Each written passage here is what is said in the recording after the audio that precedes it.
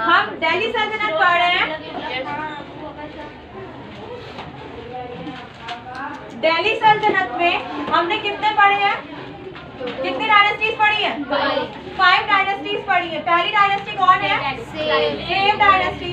Second Khilji, third Tughlaq. अभी हम आगे नहीं बढ़ेंगे क्योंकि हम अपनी लास्ट वाली डायनेस्टी जो है तुगलक की बात कर लेते हैं, ठीक है। तुगलक डायनेस्टी में पहली चीज हम देख सकते हैं, फर्स्ट फाउंडर कौन है? गयासुद्दीन तुगलक। गयासुद्दीन तुगलक। सेकेंड नाम किसका आता है? मोहम्मद बिन तुगलक। अच्छा, मैं इसका टाइम पीरियड भी लिखती जाऊंगी, ठीक है। एक सेकेंड, मोहम्मद बिन तुगलक। उसके बाद नाम आता है थर्ड, कोई बता सकता है मुझे? फिरोज शाह। फिरोज शाह, फिरोज शाह तुगलक। उसके बाद नाम आता है गयासुद्दीन, गयासुद्दीन सेकेंड, ठीक। फिर उसके बाद नाम आता है अबू बकर। जितने हैं मैं सब बताऊंगी आज, ठीक है। गयासुद्दीन, फिर आता है अबू बकर। अबू बकर के बाद आता है आपका मोहम्मद शाह। मोहम्मद शाह, मोहम्मद शाह के बाद आता है अलाउद्दीन। अलाउद्दीन के बाद आता है 8 नंबर पे आपके आते हैं अलाउद्दीन के बाद नसीरुद्दीन, नसीरुद्दीन तुगलक। फिर उसके बाद 9 नंबर पे आते हैं महमूद, ठीक। अब इसका मैं टाइम बता दूं, गयासुद्दीन तुगलक कब से है? जब से डायनेस्टी स्टार्ट होती है, ठीक है। उसके बाद आता है आपका मोहम्मद बिन तुगलक, कब तक है? 51, ठीक है। फिरोज शाह तुगलक 51 to 88। अब यहाँ से जो गयासुद्दीन, अबू बकर, मोहम्मद शाह, अलाउद्दीन, फिर उसके बाद आता है नसीरुद्दीन और फिर लास्ट में आता है महमूद। इसका जो आपका टाइम पीरियड है बहुत कम रहा है। 88 के बाद हम देख सकते हैं 88 में ये बैठा और 89 में ही इसका टाइम खत्म हो गया। फिर उसके बाद 89 में ही बैठता है और 90 में इसका टाइम खत्म हो जाता है, ठीक। और उसके बाद हम देखते हैं ये हमारा 90 से चलता है और 90 के बाद इसका 90 से 90 तक ही चलता है। और इसके बाद हम देख सकते हैं 90 से लेके 94 तक, सॉरी एक सेकेंड यहाँ पे गड़बड़ हो गई। ये चलता है 90 से 94 तक। उसके बाद ये चलता है आपका 94 से 98 तक और लास्ट वाला आपका चलता है, गड़बड़ कर यहाँ पे लास्ट आपका जाएगा 98 to 414 तक, ये लास्ट जाता है। और ये आपका जाएगा 394 से 398 तक और ये आपका जाएगा 390 से 90 तक और फिर ये जाएगा 390 से 94 तक। समझ में आया? गयासुद्दीन तुगलक 325 से 351 कौन? मोहम्मद बिन तुगलक। उसके बाद आता है फिरोज शाह तुगलक 351 से 388।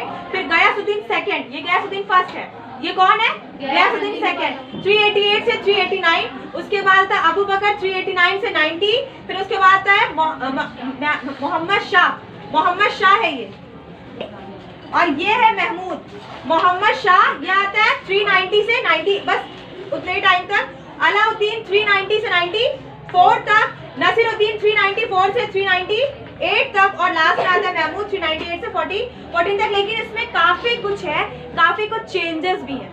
ये नहीं कि एक बार बैठ गया 398 से 14 तक तो काफी लंबा टाइम चला, ऐसा बिल्कुल भी नहीं। कई बार इसमें विद्रोह भी हुए, इनकी डायनेस्टीज टूटी भी है, बनी भी है, लेकिन ये सबसे इम्पोर्टेंट नाम है। और अगर इनमें से सबसे इम्पोर्टेंट नाम मैं बोलूं तो बस 3 नाम है। सबसे इम्पोर्टेंट नाम कितने हैं? सिर्फ 3 है। कौन कौन से? देखिए, तुगलक डायनेस्टी में गयासुद्दीन तुगलक, मोहम्मद बिन तुगलक, फिरोज शाह तुगलक, गयासुद्दीन सेकंड, अबू बकर, मोहम्मद शाह, अलाउद्दीन, नसीरुद्दीन और महमूद, इतने आपके इसमें रूलर हैं। लेकिन सबसे इंपॉर्टेंट है गयासुद्दीन, मोहम्मद बिन तुगलक और फिरोज शाह। गयासुद्दीन तुगलक फाउंडर कहा जाता है तुगलक डायनेस्टी का, जिसको इसी के बेटे जिसका नाम था जूना खां, जो बाद में टाइटल लेके बैठता है मोहम्मद बिन तुगलक का, मार देता है। उसके बाद इसका चचेरा भाई, जिसे कह सकते हैं कजन ब्रदर बोल सकते हैं, फिरोज शाह तुगलक, बैठता है 351 में। अब ये तीन सबसे इंपॉर्टेंट नाम है। एक नाम और इंपॉर्टेंट है, नसीरुद्दीन महमूद।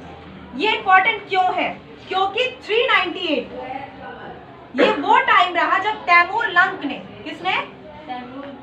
तैमूर लंग ने क्या किया था? तैमूर लंग ने इंडिया पे अटैक कब किया था? तैमूर लंग, जानते हो तैमूर लंग कौन था? लंग किसे इसलिए बोला जाता था क्योंकि एक्चुअल में लंगड़ा था एक पैर से, तो इसलिए इसका टाइटल दे दिया गया था लंग। बहुत इंटरेस्टिंग है ना? उसके सामने किसी को बोलने की हिम्मत नहीं होती। ठीक, तो ये तैमूर लंग जो था, इसने कब इंडिया पे, दिल्ली पे अटैक किया था 1398 में इस पे अटैक किया था तैमूर लंग ने 1398 में। उस टाइम कौन रूल कर रहा था दिल्ली पे? नसीरुद्दीन तुगलक। कौन रूल कर रहा था? नसीरुद्दीन तुगलक। ये क्वेश्चन कई बार पूछे जाते हैं और कई बार एग्जाम्स में बनते हैं कि तैमूर लंग ने जब दिल्ली पर अटैक किया था तो दिल्ली पे उस टाइम किसका रूल था? तो एक तो आप नॉर्मली बेसिकली बोल सकते हो तुगलक डायनेस्टी थी उस टाइम। क्या थी? तुगलक। अब कौन रूलर था? तो रूलर था नसीरुद्दीन तुगलक। कौन था? नसीरुद्दीन तुगलक। 1398 में जब तैमूर लंग ने दिल्ली पे अटैक किया तो कौन था उस टाइम पे? नसीरुद्दीन तुगलक रूल कर रहा था, और उस टाइम पे तुगलक डायनेस्टी इंडिया में चल रही थी। अब आपको पता है कि दिल्ली किस रिवर के किनारे है? यमुना। यमुना के किनारे है ना? इसने इतना ज्यादा कत्लेआम किया था तैमूर लंग ने कि कहा जाता है 1 हफ्ते तक जो यमुना का पानी था वो लाल बहा है। इतना ज्यादा इसने लोगों की जान ली थी। सरों के पहाड़ बनाए थे इसने, और इसका नाम है तैमूर लंग। ये बहुत बड़ा लुटेरा था, जिसे हम कह सकते हैं गजनवी और गौरी की तरह, जिसने इंडिया में क्या किया? काफी लूटमार की, और लूटमार करके यहाँ से ये चला गया। दिल्ली की कंडीशन ऐसी थी कि जानवरों तक को नहीं छोड़ा जा रहा था, इंसानों को तो छोड़ ही दो। और हाल ये था कि जो रूलर था, शासक था, उसने छोड़ दिया था। जो राजा होता है उसकी रिस्पॉन्सिबिलिटी होती है ना कि भाई हमारी पब्लिक के साथ अगर कुछ गलत हो रहा है तो उसको क्या करना है? रोकना है, बचाना है। लेकिन उसने क्या किया? छोड़ दिया कि जाओ जितना लूट सकते हो उतना लूटो। ये कौन कर रहा था? नसीरुद्दीन तुगलक उस टाइम से। क्योंकि मैंने आपसे कहा कि 3 ही अच्छे रूलर गुजरे इसमें, जिन्होंने कुछ ढंग का काम किया। उसके बाद जितने रूलर गुजरे उन्होंने कोई ढंग का काम नहीं किया। देखो, फिरोज शाह तुगलक को भी जाना जाता है बहुत अच्छे से। क्यों जाना जाता है? इसने बहुत से सोशल काम करवाए, नहरें बनवाई, स्कूल, मतलब उस जमाने में मदरसे मकतब जानते हो ना क्या होता है? क्या होता है जो बोला है? हाँ बोलो। देखो, पहले के टाइम में 2 इस तरह के आपके कॉलेजेस या स्कूल होते थे। कोई यूनिवर्सिटी नहीं होती थी, कोई कॉलेज स्कूल नहीं होता। ये तो बाद में जब ब्रिटिशर्स आए उसके बाद ये कल्चर स्टार्ट हुआ। पहले क्या होते थे? गुरुकुल होते थे। जो नॉन मुस्लिम्स होते थे वो कहाँ पढ़ते थे? गुरुकुल में, जहाँ गुरु संस्कृत की या किसी चीज की शिक्षा देते थे। उसके बाद में बात करती, मदरसे होते थे। मदरसों में क्या होता था? जहाँ पे मुस्लिम बच्चों को तालीमें दी जाती। लेकिन इंडिया में एक बहुत बड़ी पुरानी यूनिवर्सिटी, दुनिया की सबसे पुरानी यूनिवर्सिटीज में उसका नाम आता है नालंदा विश्वविद्यालय। ये कहाँ है? नालंदा विश्वविद्यालय कहाँ है? कोई बता सकता है? नालंदा यूनिवर्सिटी कहाँ है? पूरा ब्लैक बोर्ड ही है। नालंदा यूनिवर्सिटी कहाँ है बताइए भाई? बिहार में है नालंदा यूनिवर्सिटी, और ये सबसे पुरानी यूनिवर्सिटी मानी जाती है। और इस यूनिवर्सिटी को खत्म करने में किसका हाथ था पता है? कुतुबुद्दीन ऐबक के सेनापति थे बख्तियार खिलजी। क्या नाम था? नालंदा यूनिवर्सिटी में इतनी किताबें थी कि 1 हफ्ते तक वो किताबें सिर्फ जलती रह गई। इतनी किताबें थी, 1 हफ्ते तक सिर्फ वो किताबें क्या हो रही थी? जल रही थी रेगुलर। सोचो, कागज कितने देर में जल जाता है? बहुत जल्दी। तो किताबों का आलम क्या होगा? तो मतलब हमारा इतिहास कितनी बुरी तरह से बर्बाद किया गया था उस टाइम पे। नालंदा यूनिवर्सिटी को खत्म करने में किसका हाथ था? हमने पढ़ाया था स्लेव डायनेस्टी में कौन था फाउंडर? कुतुबुद्दीन ऐबक। उसका जो चीफ ऑफ आर्मी था बख्तियार खिलजी, उसने नालंदा यूनिवर्सिटी को पूरी तरह से बर्बाद किया था। कहा जाता है कि 1 हफ्ते तक किताबें उसमें जलती रही थी। नालंदा यूनिवर्सिटी में किस चीज की पढ़ाई होती थी? बौद्ध धर्म। कौन सा रिलीजन? बौद्ध धर्म। आपको पता है हर्षवर्धन के रूल के टाइम पे हेम्स वांग इंडिया आया था, उसने बहुत कुछ लिखा था नालंदा यूनिवर्सिटीज के। ठीक, तो यहाँ पे मैं बात कर रही हूँ कि नालंदा यूनिवर्सिटी कहाँ की यूनिवर्सिटी है? बिहार की यूनिवर्सिटी है। किस रिलीजन से रिलेटेड है? बौद्ध धर्म से रिलेटेड है। ठीक है, क्योंकि अशोक के टाइम पे बौद्ध धर्म को काफी ज्यादा बढ़ावा मिला था। ठीक, इसके बाद हम बात करते हैं, मैं बात कर रही हूँ कि तैमूर लंग ने 1398 में क्या किया? इंडिया पे अटैक किया और काफी ज्यादा लॉस किया, काफी ज्यादा, मतलब पूरी दिल्ली उसने क्या कर दी? तबाह और बर्बाद कर दी। तो ये डायनेस्टी किसकी है? तुगलक डायनेस्टीज है। जैसे मैंने कहा गयासुद्दीन तुगलक ने भी बहुत से काम करे। मोहम्मद बिन तुगलक का भी बहुत अच्छा प्लान था। उसकी 4 इंपॉर्टेंट पॉलिसीज क्या थी बता सकता है?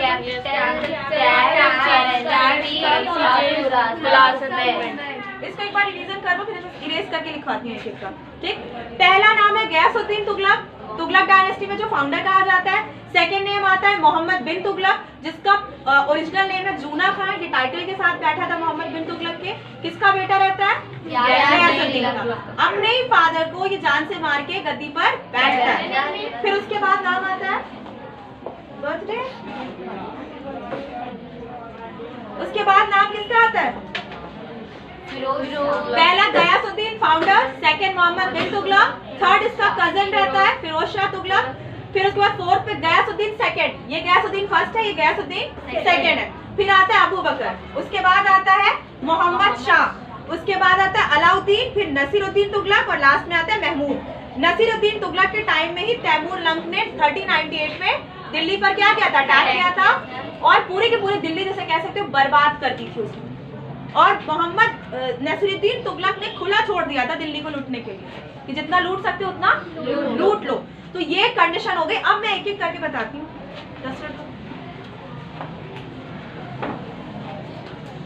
इसको नोट कर लिया है ना? यस। कल भी इसी तरह स्लेव डायनेस्टी का लिखवाया था मैंने। Yes ma'am. पूरा कुतुबुद्दीन ऐबक से लेके शमशुद्दीन कैमूर्स तक लिखवाया था। Yes ma'am. तो शमशुद्दीन कैमूर्स तक पूरे जितना टाइम पीरियड में मैंने लिखवाया था कि किसका कब तक चला। लेकिन उसमें भी सिर्फ 4 ही नाम इम्पोर्टेंट है। कौन कौन से? जलालुद्दीन, कुतुबुद्दीन ऐबक। देखो है तो उसमें बैराम शाह, आराम शाह, नसीरुद्दीन, लेकिन बस कुछ कुछ टाइम के लिए थे। उसमें भी 4 नाम इम्पोर्टेंट थे। कौन से? कुतुबुद्दीन ऐबक, कुतुबुद्दीन ऐबक, इल्तुतमिश, रजिया सुल्तान, बलबल। 4 नाम सबसे इम्पोर्टेंट थे। बहुत से नाम थे लेकिन उसको आपको लिखना है। लेकिन इम्पोर्टेंट सबसे कितने नाम है? 4। जैसे इसमें कितने इम्पोर्टेंट नाम मैंने बताया? सिर्फ 3 बताए। इस एक के लिए तो बस एक पॉइंट है कि तैमूर लंग। अब मैं एक एक को बताती हूँ। गयासुद्दीन का काम मैंने बता चुकी हूँ।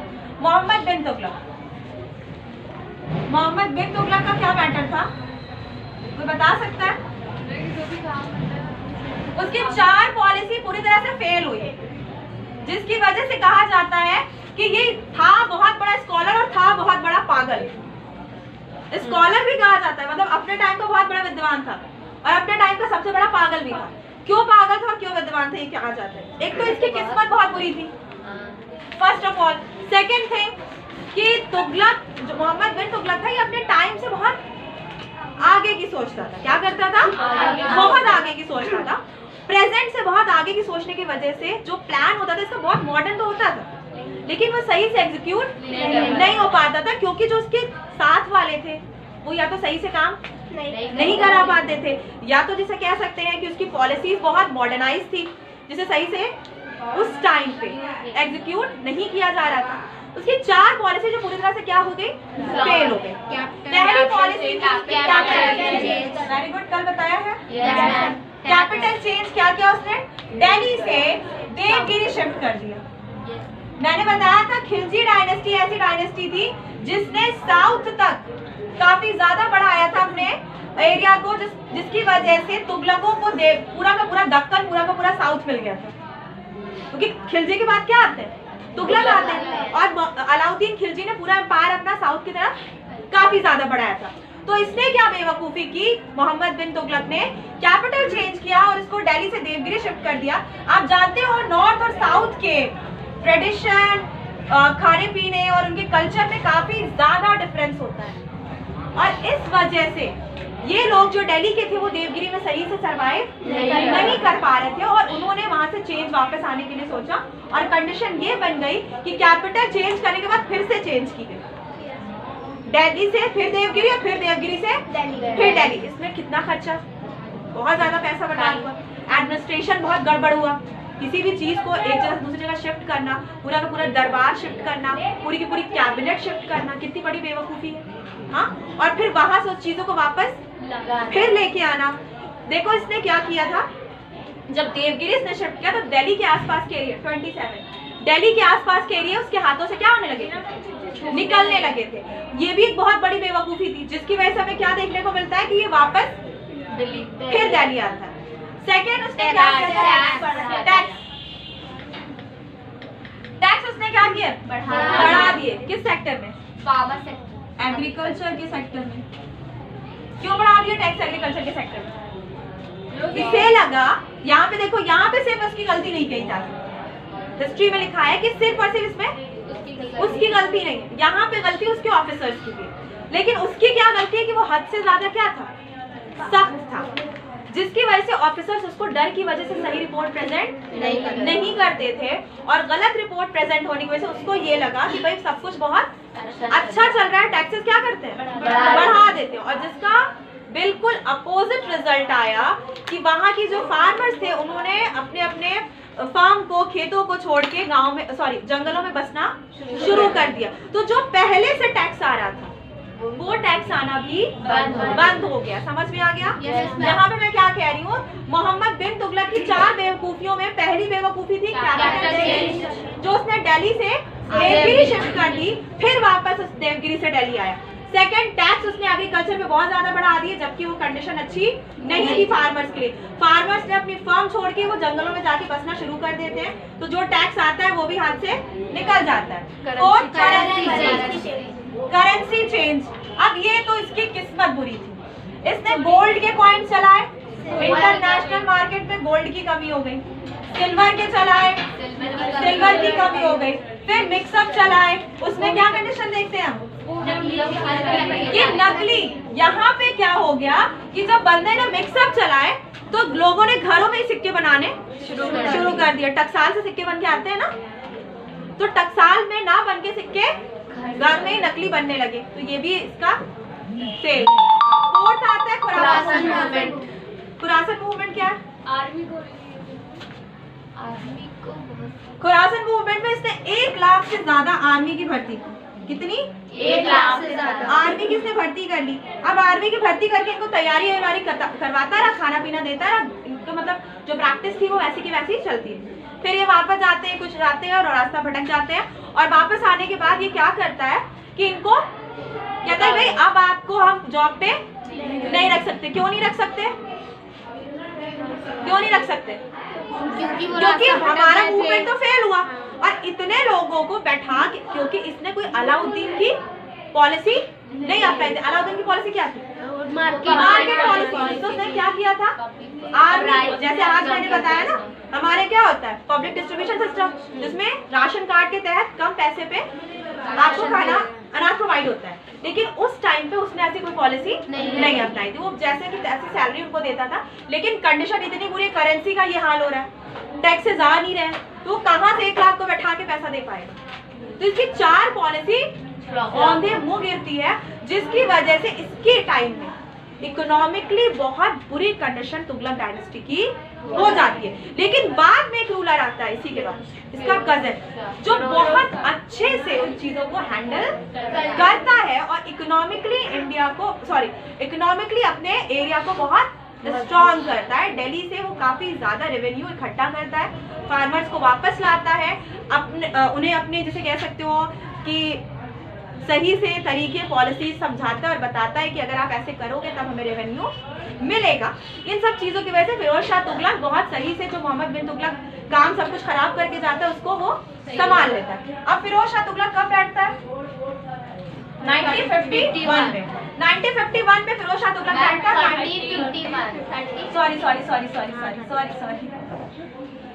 1351 में बैठता है और 1388 में उसकी डेथ हो जाती है। आपको 1320 में डायनेस्टी स्टार्ट होती है ना, 5 साल गयासुद्दीन, फिर उसके बाद मोहम्मद बिन तुगलक, 1325 से लेके 1351 मोहम्मद बिन तुगलक, 1351 से 1388 तक फिरोज शाह तुगलक। फिरोज शाह तुगलक की अगर मैं बात करूं तो इसने काफी कुछ अच्छे काम भी किए। इसने अगर मैं कहूं इसके टाइम में लड़कियों को जो डाउरी सिस्टम था, डाउरी सिस्टम इसने खत्म कर दिया था लगभग। आपको आगे पढ़ने को मिलेगा कि ऐसे बहुत से रूलर्स थे जिन्होंने डाउरी सिस्टम, डाउरी कल्चर को खत्म कर दिया। मैं अगर एक बहुत अच्छी बात बताऊं, डाउरी आया कहां से आपको पता है?